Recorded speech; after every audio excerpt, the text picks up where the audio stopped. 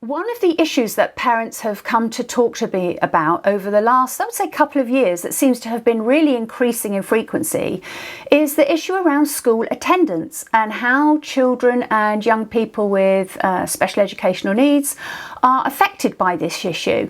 Now, what seems to be happening is parents come to see me because they have maybe had a letter from the school to say your child's attendance is not as good as it should be and your child's attendance is down at this percent.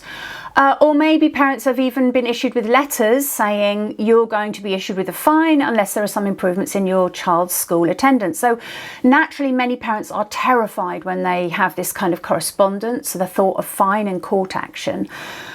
So I've been trying to get an understanding about why is it that so many children and young people with special educational needs are experiencing this problem. In speaking to the families that have come to see me, what seems to be a very common theme is that children and young people's needs are not actually being adequately supported within the education setting.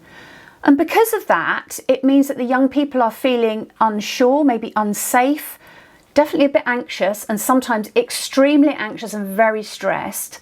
And that seems to be impacting upon their well-being, their general health, and their ability to come to school. So there has definitely been a shift in terminology around this. Instead of talking about truancy, there's now much more understanding about it might be emotionally based school avoidance and looking at what schools can do to make improvements.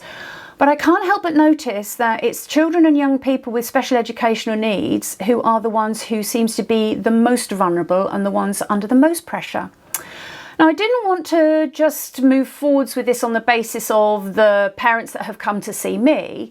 So I have asked all of the other organisations working in North East Essex to support families to meet with me so that we can all share stories and information to find out, can we get a clear picture of what's happening for children and young people with special educational needs around the issue of attendance in North East Essex.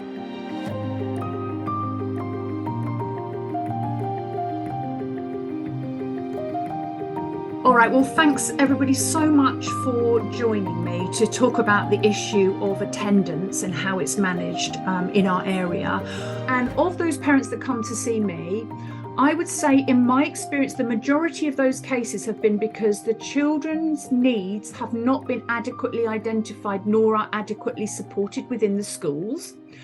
And for that reason, we have a whole population of children who are feeling worried about going to school, and that usually escalates into feeling highly anxious, high levels of stress, tipping children into chronic mental health problems, and then feeling that they can't possibly go to school. We've got dragging or carrying very distressed children into school, sometimes in night clothes, or maybe we have professionals coming from schools into the home to physically escort children onto the school premises when they're very distressed in order to be able to get them in. You know, are you all hearing the same? And hopefully at the end we could maybe share experiences. This is what I found out, that under the Essex Code of Conduct, there's this penalty notices for parents of truants and parents of pupils excluded from school. That's what it's still called. But the primary responsibility for issuing these fixed penalty notices rests with the local authority. Head teachers, deputies and assistants, and persons accredited through the community accreditation scheme are also able to issue fixed penalty notices. So in Essex, we have some private companies that have been given the authority to issue these fixed penalty notices. They are Attendance Solutions, Aquinas, and NEMAT. Now, I couldn't find any information about NEMAT support services. And furthermore, the Code of Conduct sets out that no more than 2 penalty notices will be issued to a parent in a 12-month period for unauthorised absences. I have a parent I'm currently supporting who has paid 1 penalty notice. Her child has a sleep disorder, is under the paediatrician, and the medication is being reviewed. Still had the penalty notice that she paid because she was too frightened, and she's now being threatened with prison. So that's the kind of story that's really shocking me. This is the attendance information from Essex County Council that I had gathered via the Freedom of Information requests. Between the 1st of May 2022 and the 30th of April 2023, the following number of individual fixed penalty notices were issued to parents by each of these private organisations as follows. Attendance Solutions issued 30 and Aquinas issued 426. Of these figures, a number of the fixed penalty notices were withdrawn as follows. Attendance Solutions withdrew 2 of 30 that they had issued, and Aquinas withdrew 94 of the 426 that they had issued. The reasons for withdrawal were 59 were because the local authority no longer wished to prosecute, 29 contained material errors, 2 were issued to the wrong person, and 4 were issued outside of the parameters of the Code of Conduct. Okay, so here's a breakdown of the fixed penalty notices that were issued by Aquinas. So they issued 426 penalty notices, 194 remained unpaid, 62 led to criminal prosecution and 94 withdrawn, which by my mathematics leaves 76 fixed penalty notices, which I think we can assume were then paid. So what happens is that they're contacted quite a lot by Aquinas. So if they've got a child with SEND that is on a part-time timetable or a reduced timetable, for example, they are constantly having to contact Aquinas and say, no, they're still on that timetable, and they don't seem to accept it long term. Firstly, in terms of the question around, is it happening in other counties? Just from previous conversations and my understanding, it isn't as commonplace in terms of those companies being involved. So I guess there is a question there around revisiting that and thinking, well, why is it happening in Essex?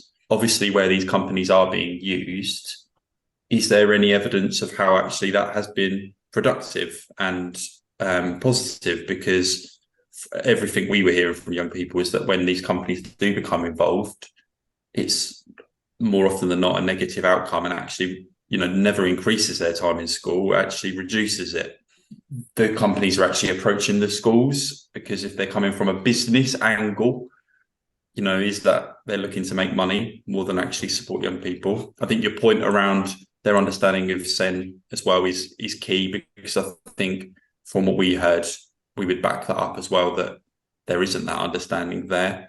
But where is the profit? If the outcome of those fines goes to Essex County, and most of them, or a huge proportion of them, are not followed through to prosecution, how is Aquinas being remunerated? So again, there's that moral question of, is it actually ethical for private companies to be making profit out of such things? Why would a county council reduce the income that they could possibly achieve? It kind of doesn't make any sense. I'm on my way now to meet with Paul Watkins and Leanne Hurton from Aquinas, who very kindly agreed to meet me to help me have a little bit of a better understanding about how they manage attendance and how they work together with families where children and young people are struggling to come to school. So I've just come out of the meeting with Paul and Leanne from Aquinas. We spent over an hour talking together, and there was much more that we agree on than that we disagree on.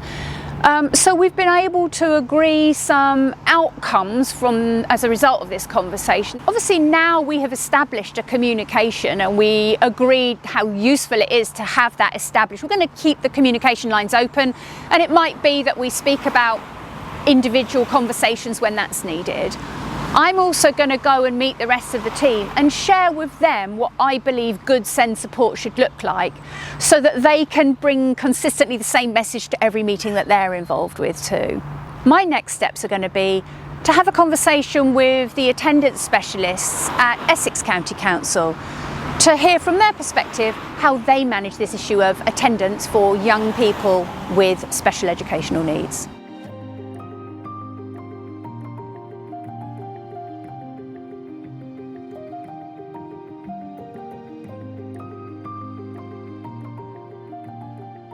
Kind of conclusions here really for us from today. Like, what we want to see is good quality SEND provision, and I feel like obviously we're here starting this conversation today, and working with yourselves I think is just one part of what could be improved with this.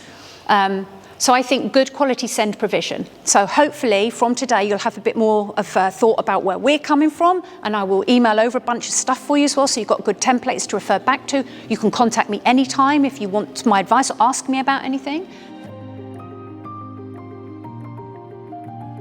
What I've learned from this process of unpicking what's happening around attendance is it's much more complex than I had understood that it was, which surprised me because I've worked within education for so many years. One of the revelations to me was when I was having a conversation with a local head teacher whose work I respect very much, who I've known for a long time, and who I know have an outstanding SEND provision within their school. I was asking about how this head teacher managed that within their school, and they told me that what they receive each week is a printout from the school office of the attendance of the pupils within the school, and they're looking at which of the children whose attendance is flagging up as, not where they want it to be.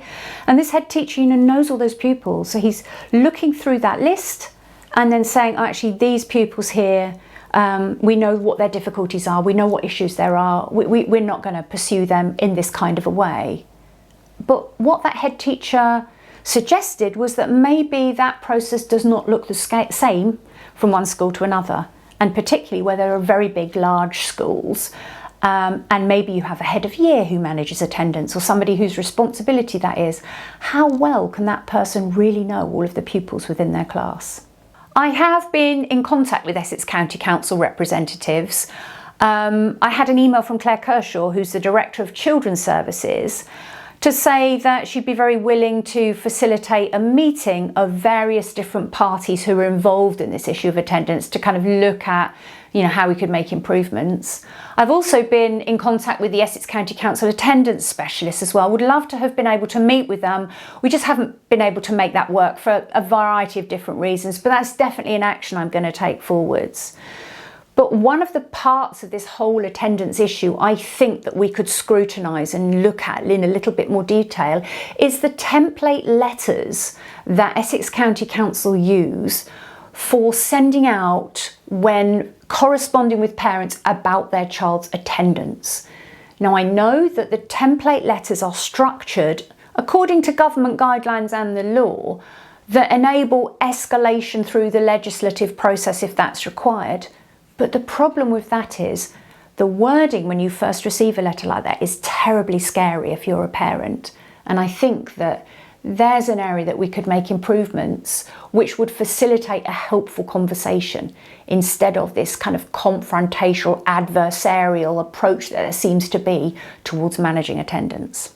Some of the main takeaways and conclusions that I have gathered from this process is that one of the most important issues of all is that our young people need good SEND provision, because ultimately this is the thing that's impacting the most upon school attendance. Do we know what good SEND provision looks like?